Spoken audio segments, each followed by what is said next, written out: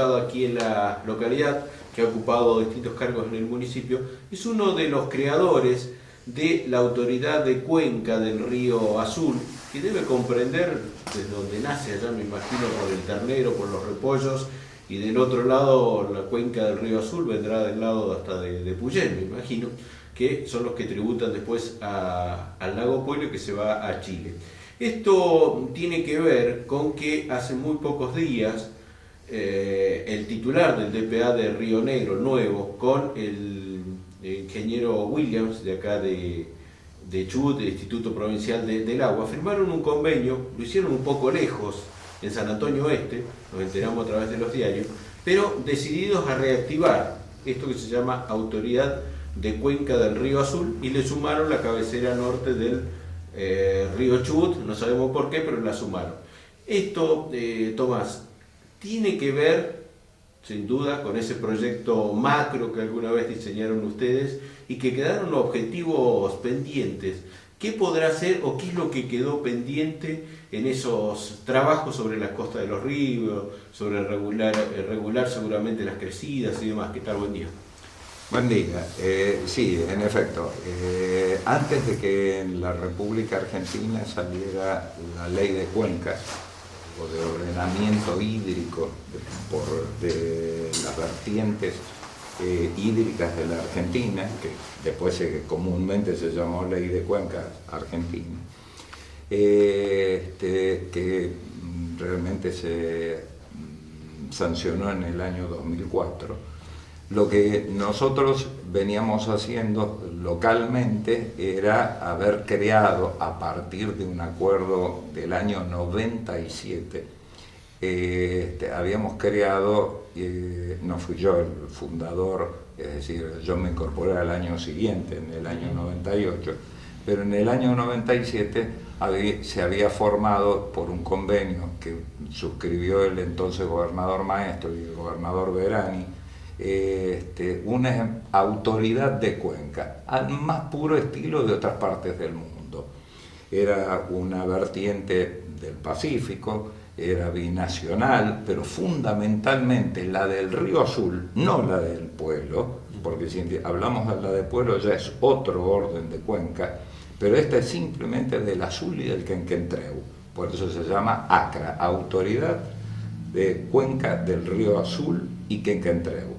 Ese es el verdadero nombre. Se hizo un convenio porque es una vertiente biprovincial, es decir, como bien dijo, tiene el Quenquentreu sus nacientes en los Repollos y en el Ternero, y en el cajón del Río Azul, sobre el glaciar del Río Azul, en el hielo azul, tiene el nacimiento el Río Azul en la provincia de Río Negro.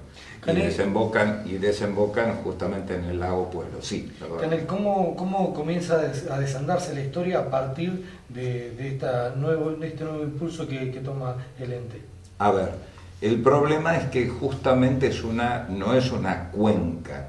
Nosotros en aquel momento fuimos un poco altisonantes cuando le dijimos que era cuenca. En realidad es una subcuenca dentro de la cuenca del Puelo. La cuenca del Puelo es mucho mayor y, vuelvo a repetir, tiene características no solamente biprovinciales, sino también binacionales. Ahora, en este marco, Cané, que están decididos sin duda a poner recursos, a establecer nuevas políticas, uno ve, por ejemplo, en el Quenquentreu, todo lo que es la costa del Bolsón, que han hecho mejoras, no hay inundaciones, ayer lo veíamos, lo charlábamos allí, algo complementario acá en Lago Puelo, algo falta dentro del parque.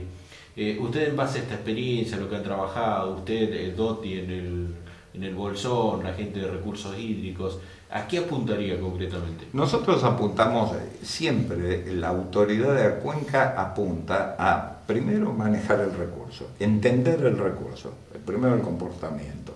Hay aspectos jurídicos que todavía no se están llevando adelante y que cuestan mucho, que son las líneas de ribera.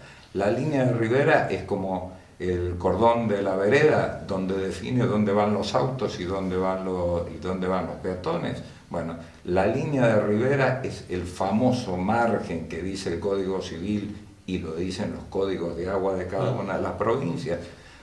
por debajo del cual no se puede hacer ningún tipo de actividad civil no recreativa o no autorizada. Es decir, son espacios públicos. En realidad el dominio, a veces las inmobiliarias venden con Costa de Río. Eso de Costa de Río es que es la pelea constante en Bolsón de que no se meta gente. Exacto. Incluso ayer hablamos, lo conocerá, hay un proyecto muy lindo que uno lo ve en los papeles de urbanizar, de hacer avenida costanera, poner luminaria, del lado pueblo más o menos parecido. ¿Esto se podría llegar a concretar a partir de este nuevo impulso? Se pueden llegar a concretar todas estas obras, incluso a raíz de conflictos que tienen en Chile con la instalación de represas. Las autoridades de Cuenca son las que realmente dan la verdadera autorización jurídica y técnica para que se puedan hacer, para el uso del agua y para que se puedan hacer justamente las represas. Después, por supuesto, la terminan firmando los presidentes, los ministros, etcétera, etcétera. Pero en realidad, en el primer lugar donde se hace el análisis de la viabilidad del uso de las riberas, del ordenamiento de las riberas, de los mapas de riesgo de inundaciones, todo eso es dentro del seno de los comités. Y esto define también lo que es el aprovechamiento hidroeléctrico con el Bolsón. Se está hablando de hace mucho tiempo de esto a partir de Copetel, de poner una central de paso sobre el arroyo Lindo, acá en Lago Pueblo del Motoco. Exactamente, coincido totalmente. Por ejemplo, en el Escondido, el proyecto que se hizo en el Escondido justamente, ya está instalada buena parte del uso de los arroyos y todo. ¿No sería cuenca del río? No, lo doy como un ejemplo de una subcuenca claro. Vecina, justamente, sí. Que es de la cuenca de Pueblo, pero es una subcuenca vecina. Porque en realidad la de Pueblo también comprendería al Manso claro. También. Lo que quiero decir es que justamente todas estas cuestiones, las políticas hídricas y las políticas de desarrollo del uso no consultivo del agua, recreativo, balnearios, represas, todo lo que tenga que ver con el uso del agua de esos ríos que conforman la cuenca debe de ser resuelto en primera instancia dentro del Comité de Cuenca, que incluso hasta nosotros, por ejemplo, el estatuto de la Cuenca del Pueblo está en este momento en tratamiento dentro de la legislatura de Chubut, y lo mismo va a tener que hacer la legislatura de Río Negro. Vamos a tener que analizarlo, pero dentro del estatuto justamente hasta aparece no solamente una función de policía de cuencas, de policía hídrica, sino que aparece también hasta un tribunal de apelaciones al que si alguien tiene algún daño o algún elemento puede ir y reclamar a ese lugar. Las contaminaciones, por ejemplo, las plantas cloacales que no pueden concurrir a... Que es un caso pendiente todavía entre... Que es un caso pendiente.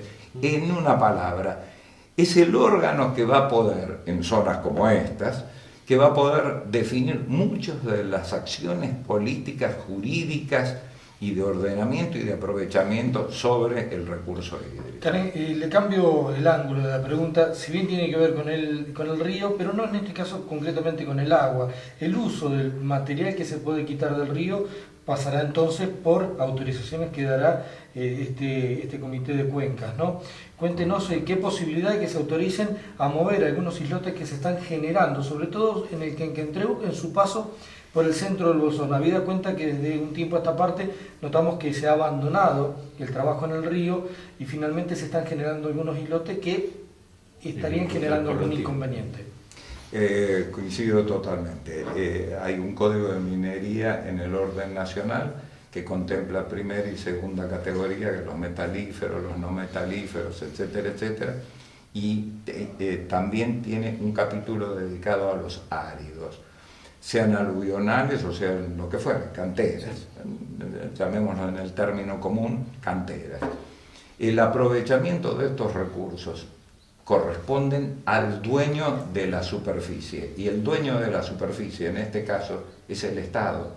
Entonces, nosotros, por ejemplo, dentro del Lago Pueblo tenemos una ordenanza de canteras que remitimos a la autoridad de aplicación que dé las autorizaciones y las ubicaciones de las extracciones en función de la ingeniería hídrica, saber qué islote hay que remover, porque los ríos de montaña, como todos sabemos, acarrean mucha cantidad, en sus crecientes, mucha cantidad de árido, piedra, roca, canto rodado, arena, etc. Y eso hay que vaciarlo, porque si no es como una olla que se llena de papas y después no cabe el agua, porque hay tantas papas que hay más papas que agua. Ese es el ejemplo. Tomás Cané, muchas gracias, muy ilustrativo, como para que la gente quede informada de esto que se empieza a hablar otra vez la autoridad de Cuenca, sus misiones, sus funciones, y en otra charla, por los tiempos de radio son así un poco tiranos, lo comprometemos a charlar, que usted también es autor de este proyecto de microturbinado, que traería solución a la crisis energética que tiene toda la región, y lo dejamos pendiente para otra charla. Muchas gracias. Gracias a ustedes. Bueno, Siguen ustedes. Más allá de la charla de microturbinado, yo lo voy a